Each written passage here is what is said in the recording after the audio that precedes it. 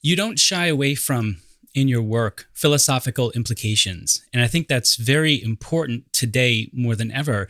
I think people are trying to bring together again that relationship between philosophy and science.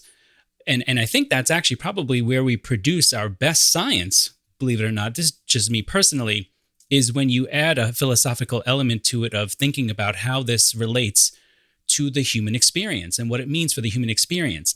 And you do that quite well. You wrestle with these things. You even confront the idea of, okay, I think this was, correct me if I'm wrong, it was either a level 3 and possibly a level 3 and 4 multiverse question more than anything, was this idea of, okay, in this scenario, maybe you have multiple versions of you, each with their own histories. My question to you, and this is, I think, kind of a tough one, but I'm going to ask it anyway. How do you reconcile these kind of philosophical questions personally with yourself when you're doing this work? Well, I think you raise a profound point. I'm going to take a little bit of a detour and then answer your question. Is that there's this perception that science is this objective, just measure what the data says, that gives you all the answers. And philosophy, theology, these ideas just don't play any role in it. And what's interesting is that when you look at the history of science, often the things that drive people, the questions they have, or why they're doing something are motivated by philosophical considerations. One of the most profound and productive philosophical consideration was Einstein back in the late 1800s, early 1900s, was looking at what was kind of a somewhat of an obscure point.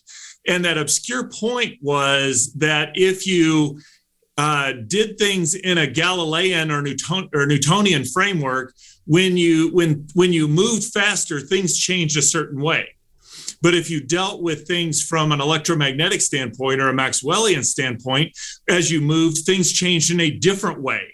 And what bothered him about that was that depending on how you were moving, you could tell how you were moving based on how the laws of physics looked. And philosophically, he didn't like that. He thought the laws of physics ought to look the same for all observers at all times, no matter how they're moving. And that philosophical idea, ultimately, when he worked it out, produced the special theory of relativity and the general theory of relativity.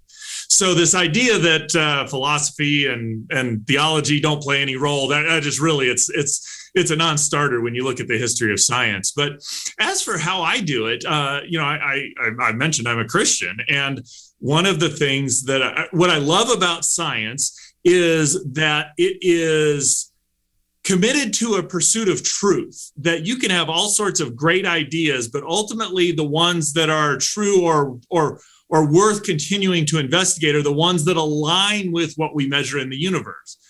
You can talk about whatever you want to call that, but ultimately what that's doing is saying there's this objective reality called the world, and our good scientific models are the ones that align with that. So it's a pursuit of the truth.